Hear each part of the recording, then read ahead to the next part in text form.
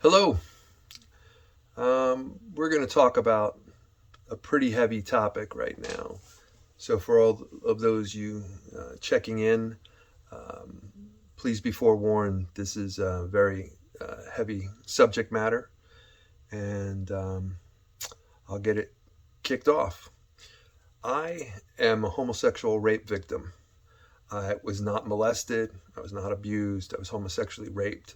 And it is important to make the distinction because we use a lot of euphemisms in the world to deal with this issue. And when you do that, I believe that you don't address the issue itself, and ergo, the epidemic that it is never addressed. It is minimized, trivialized, and marginalized. My name is Brian. I am a father, a husband to a beautiful wife. I grew up in New Jersey. This did not happen to me when I was a kid. This happened to me when I was a young man. And this is the Holocaust of Souls. So let's get into it a little bit. Wanted to talk about the level of the epidemic that is going on and only getting worse.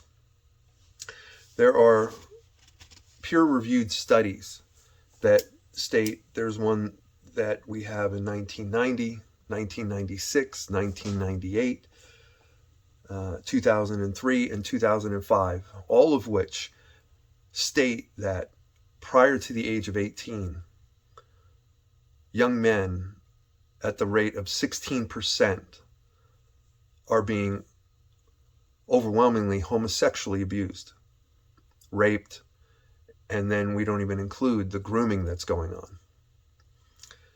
The CDC itself has established that in a lifetime, that men in their lifetime, it will be 25%. And again, this is sexual abuse, and the overwhelming majority of it is going to be homosexual abuse. It is important to, again, define that fact. Because again, if you don't address the issue appropriately, how do you try to make it better? How do you fix it? It gets hidden. A big part of that is going to be the statute of limitations. This is such a devastating effect on the psyche of a man. It is soul taking. And understanding what that means, to really truly understand a soul, it's hard to really fully grasp until you've lost it, until it was taken from you. And so, when we talk about things like that, the magnitude of it is pretty intense, to the point that I guess it was best said when I heard a prolific speaker once say that if you can't handle something within the first month, and if you can't handle it within the first week, and if you can't handle it within the first day or the first hour, then you go into what I say is repression. Because at that moment that you can't even handle it for the next minute, you go into repression, which the memory gets pushed back. And I don't even understand how it works, because there's things in all our lives that we regret and we don't want to think about and we don't want to remember. And the more we try to do that, the more we remember them. But this has some unbelievable impact. And so most men will take it to their grave, never fully acknowledging what happened. Others, again, it takes maybe 15 to 20 years, I would say, it seems on average, before anybody can even come out, or they start really acting out about it.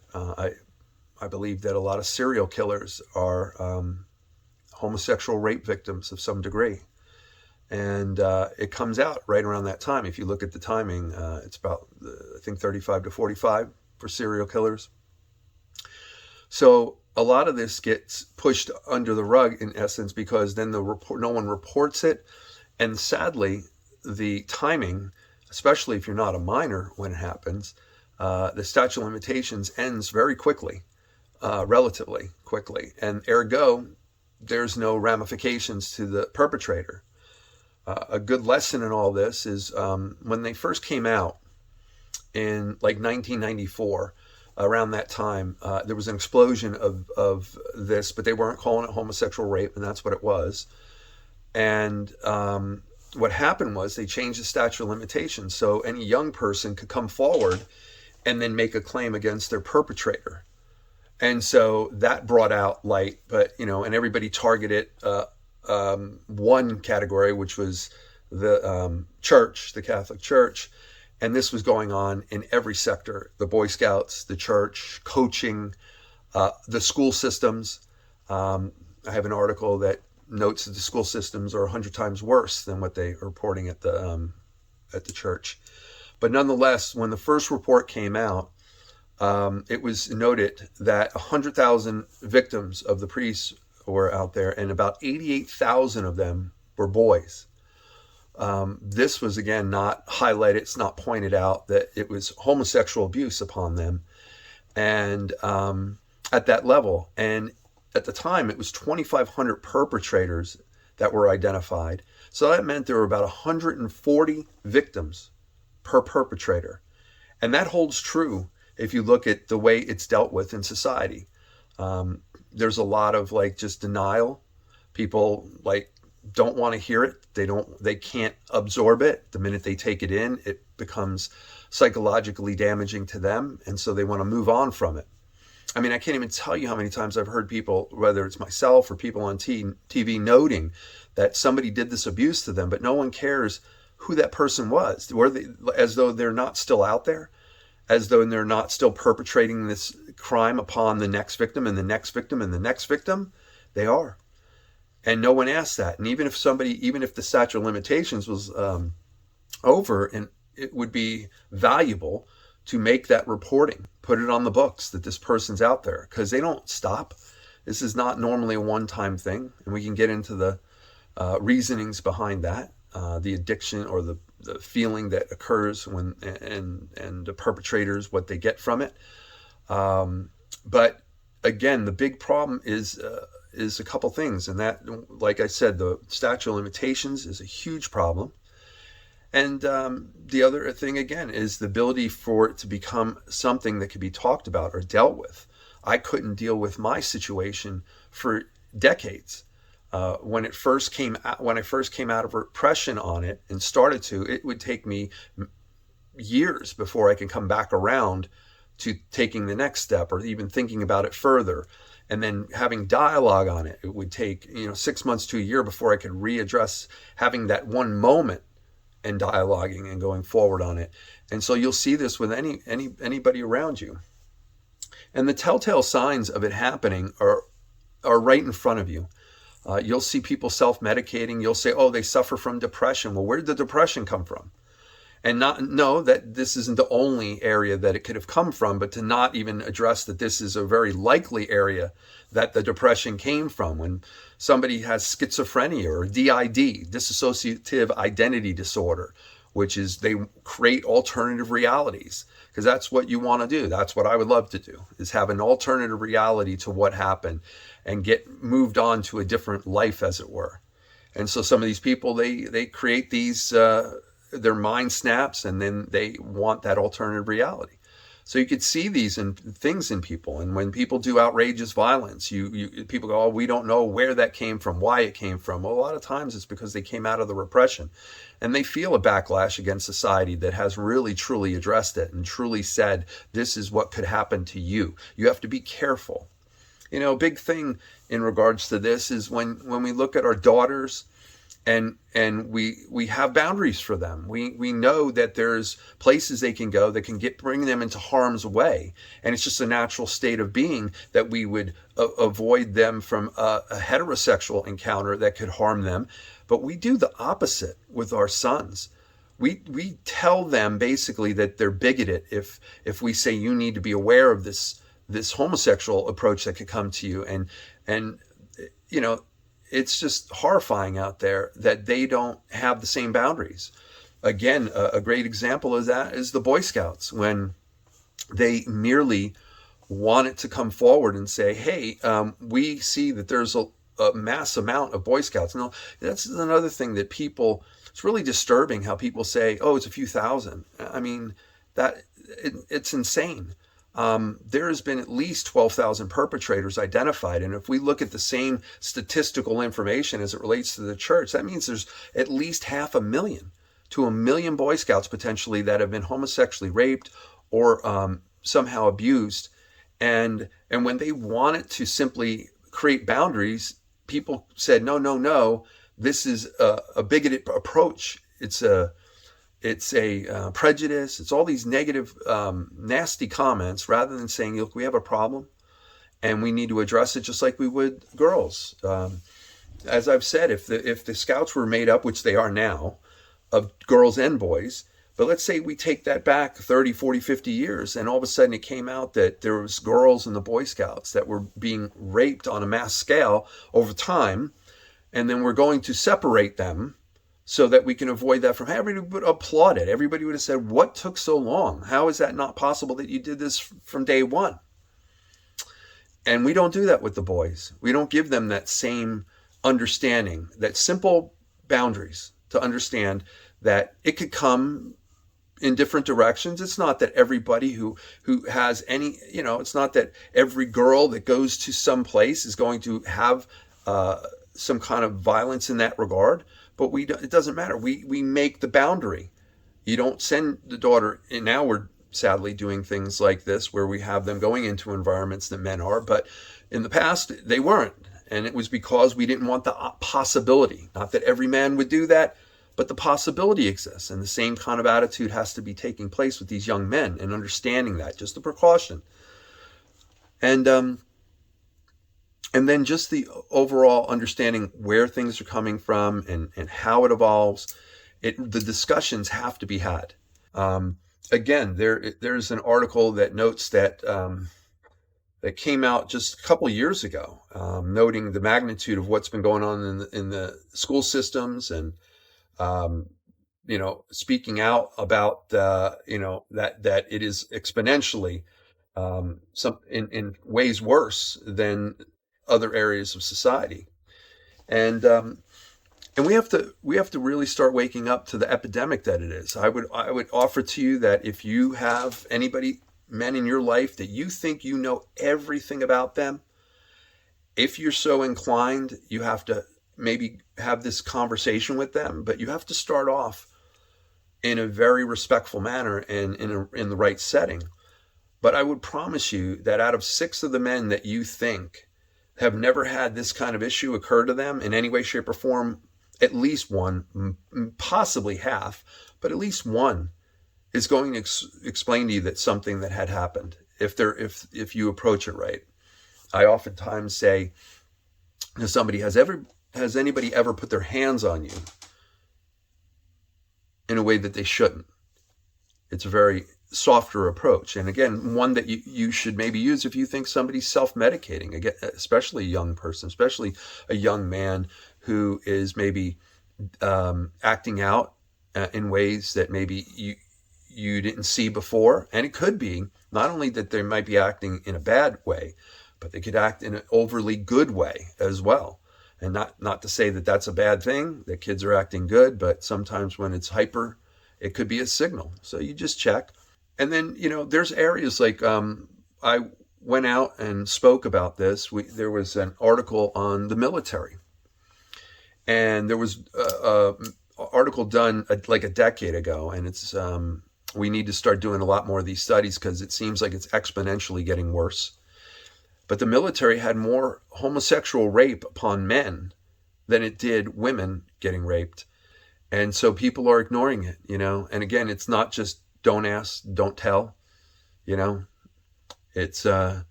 really seems like this situation is that way as well, because as much as they've documented how many men are being homosexually raped in the military, it's exponential that that they're not declaring it, that the ones who are not speaking out about it are at a huge level. And this was an article in the Washington Post. These are not articles that I'm talking to you about. These are peer-reviewed studies. These are not arbitrary people trying to push a point. These are peer-reviewed studies that include the Center for Disease Control. And And again, years ago, I had noted that in the Center for Disease Control, they had it down as about 20% of men in their lifetime. Now it's 25. I saw one noting it at 29%. And so the problem is just getting worse. And again, it has to do with societal directions that we're taking with this. We really have to reflect on what we're doing. We have to look at these things, and we have to look at how we can start mitigating this, because again, I'm dealing with some young men as it is myself. I've been introduced to them. They happen to be, it was noted by someone who knew what I went through, and they were young men, and one was young as 4, the other one was 6. And we've identified 6 victims that were all in that age range. And they're struggling. They're struggling with who they are and what direction their sexuality is going. And again, when you're a 4-year-old or some age, 4, 5, 6, or even 9, the average age for a homosexual rape victim is about 9.5. And when you're these ages and you have a physiological reaction, what happens is, you're being told, that this is immunerable, that if it felt good and a man did that to you, that's it. There's no choice in it. This is what you are. And it's really destructive to be doing that to these kids when they don't know, and we don't know, and we don't know who they are. There's millions out there, and we don't know who they are, and we don't know why they go in directions that they go, and we don't know all the magnitude of the devastation of the psychology that's going on. As I mentioned to you, it could be years before anybody can come to comprehend even what happened to them, let alone going through life when you're at such a young age and cannot interpret any of that. And they do it, it's just there, it's repressed, or it's in there, and it's going on in their mind, but no one knows about it. And it's shocking the number of parents that I've talked to that say, oh no, my kid will tell me anything. We talk, we have a great relationship, anything. This is not something that a young man is going to be able to come forward about for the most part. Of course it exists where that happens, but overwhelmingly, they're not going to be able to talk about it no matter what, because they can't even speak it into their own minds, let alone say it to somebody else. And so there's things like this we have to wake up to. We have to understand that this is going on in the world. We have to acknowledge that it is a massive problem. Young men are just as likely to be homosexually raped before the age of 18 as a girl or a woman is before she's 18 heterosexually. This is a massive problem, and we're not paying attention to it, nor are we doing anything nearly enough about it. Again, when we hear of somebody having it happen, it's like, oh, well, did you go to a psychiatrist? Did you get it out? Like, it's over. There's no prosthetic for this. There's only mitigating it. There's only the keeping it at bay. It's always there. It's always in some fashion going to be there.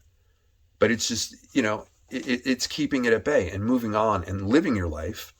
But I always analogize it like to somebody who might cut somebody's leg off, and you go, oh, you see somebody and go, what happened to you? And the guy says, oh, there's a guy out there, he's cutting legs off. Oh, really? Well, what happened? Well, I couldn't do anything about it because statute of limitations. Once I could deal with it, by the time I could deal with it, the statute of limitations was up, so no one really followed up on it and did anything about it. And then, so to come to that person, and if every day they got to put a prosthetic leg on and they have to get up anymore, there's a few things that occur. One, you have respect for that person, which is good, because I don't need sympathy from anyone.